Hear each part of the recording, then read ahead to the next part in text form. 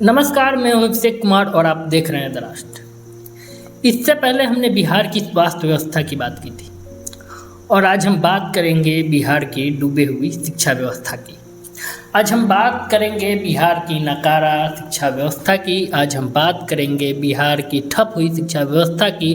हम बात करेंगे बिहार की सुस्त शिक्षा व्यवस्था की और बात करेंगे बिहार के अग्रिम विकास की। अग्रिम विकास के नाम पे बिहार में क्या हो रहा है मुझे नहीं पता, आप डाटा निकाल के देख लीजिए। लेकिन जो बिहार कभी विक्रमशिला और नालंदा के लिए पूरे विश्व में जाना जाता था, आज शिक्षा के पैमाने पर कहाँ खड़ा है ये सोच के शर्म आती है। पूरे विश्व में शिक्षा की अलग जगाने वाला बिहार चाणक्य, आर्यभट्ट और महापुरुषों की भूमि आज शिक्षा के लिए वीरान पड़ी हुई है।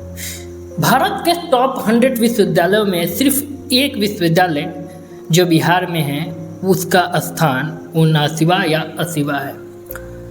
हम किस परिस्थिति में जी रहे हैं ये बिहार के लोगों को देखना है और समझना है कि हमारे नेता क्या कर रहे हैं, हमारे शिक्षा मंत्री क्या कर रहे हैं, हमारे अधिकारी क्या कर रहे हैं।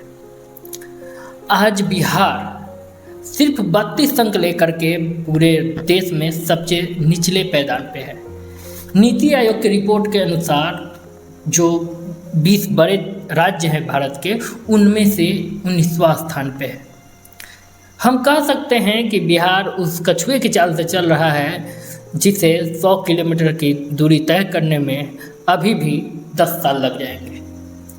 कछुए भी इससे अधिक तेज़ी से चलते हैं, लेकिन यह स्पीड घोंघे से भी कम है। बिहार की शिक्षा व्यवस्था आज उस परिस्थिति से जूझ रही है जिसको देखकर शर्म भी आ जाए। हमारे यूनिवर्सिटी में ग्रेजुएशन 3 साल 4 साल के बजाय 5 साल या 6 साल में होता है। हमारे कई ऐसी यूनिवर्सिटी है जहाँ पे एग्ज़ाम के नाम पे सिर्फ नकलें होती है और बच्चों को गाइड के सहारे पास कराया जाता है। हमारी शिक्षा व्यवस्था वहाँ पर पहुँच गई है जहाँ पे PhD स्कॉलर भी अपने विषय की सही जानकारी नहीं रख पाते हैं। आज हम शिक्षा व्यवस्था की बात करते हैं तो सरकारी स्कूलों की हालत किसी से छिपी नहीं है। एक अधिकारी आते हैं, शिक्षकों पर लगाम लगाने की कोशिश करते हैं, फिर उनका तबादला होता है और पूरे शिक्षा जगत में जश्न का माहौल हो जाता है। हम किस चीज़ को लेकर के भाग रहे हैं और हम किस चीज़ से पीछे हट रहे हैं ये हमें खुद देखने की आवश्यकता है। बिहार में शिक्षकों की बहाली भी हो रही है, लेकिन शिक्षा का स्तर कहाँ है ये हमें भी नहीं पता।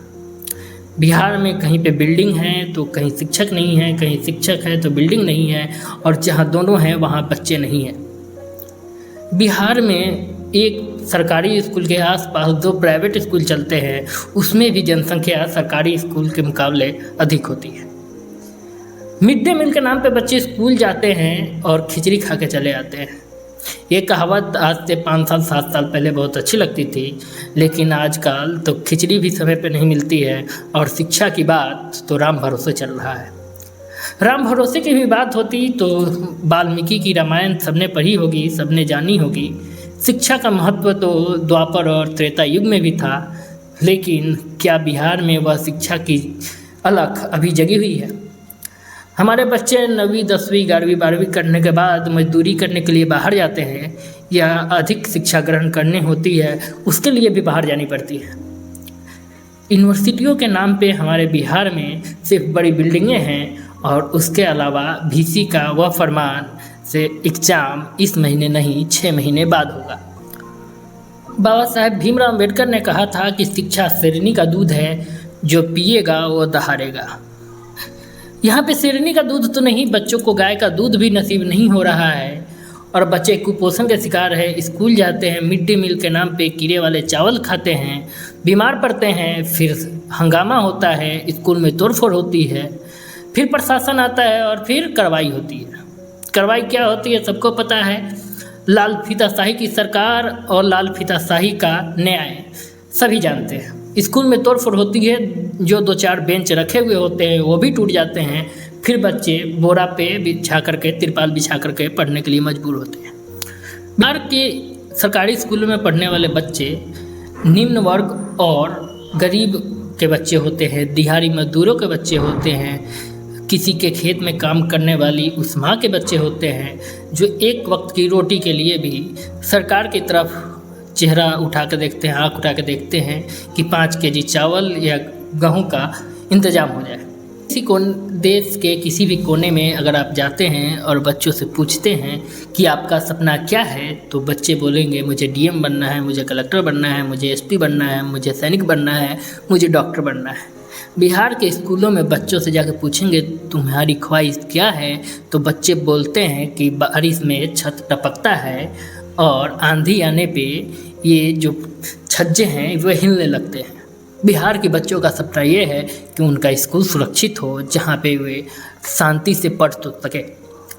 बिहार में एक बच्चों पे, जो प्राथमिक स्कूल के जो बच्चे हैं, उनके एक बच्चे पे जो सरकार खर्च करती है उनकी लागत है 800 से 900 रुपये। वही रुपए लगभग 500 से 600 वही गार्जियन किन्हीं अन्य प्राइवेट स्कूल में देते हैं, तो उस बिहार की सरकारी स्कूल के शिक्षा से बेहतर शिक्षा मिलती है। भले ही वहाँ पे बैठने वाले शिक्षक अधिक योग्य हो, बीपीएससी का एग्ज़ाम पास करके आए हों, लेकिन जैसे ही वे सरकारी स्कूल के अध्यापक बनते हैं, उनके अंदर क्या आता है इससे मैं टिप्पणी नहीं कर सकता हूँ।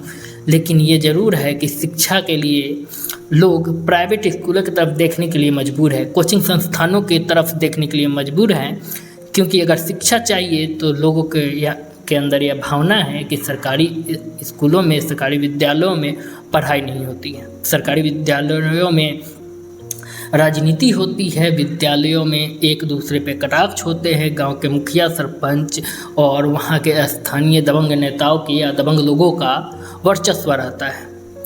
इससे भी अगर आगे निकल जाया जाए तो अधिकारियों का, उसके बाद विधायक और वहाँ के छोटे मोटे भाई लोगों का भी कब्जा स्कूलों पर बरकरार रहता है। गार्जियन, अभिभावक मजबूर हैं सरकारी स्कूल से निकाल करके प्राइवेट स्कूलों में बच्चे को पढ़ाने के लिए। हमारी शिक्षा व्यवस्था इस गर्त में पहुंच चुकी है कि बच्चे को अगर कोई बोलता है कि तुम सरकारी स्कूल में पढ़ते हो तो अच्छी पढ़ाई नहीं मिल रही होगी, या फिर गार्जियन से बोला जाता है कि सरकारी स्कूल में क्यों पढ़ा रहे हो, कोई अच्छे प्राइवेट स्कूल में पढ़ाए। अगर आपको समाज में शिक्षा के लिए भी पैसे की आवश्यकता पड़ रही है, तो वह समाज किसी पिछड़े, अति पिछड़े या फिर आज से 2000 साल पहले के भी समाज से भी पिछड़ चुका है।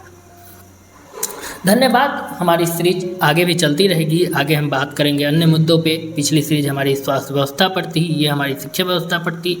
इसको लेकर के हम एक बड़ा सा वीडियो बनाएंगे जिसमें पूरे विस्तार से आपको समझाया जाएगा। हमारे साथ जुड़े रहिए, हमारा सपोर्ट कीजिए। वीडियो को देख रहे हैं तो लाइक कीजिए, शेयर कीजिए और हमारे चैनल को जरूर सब्सक्राइब कीजिए। जय हिंद।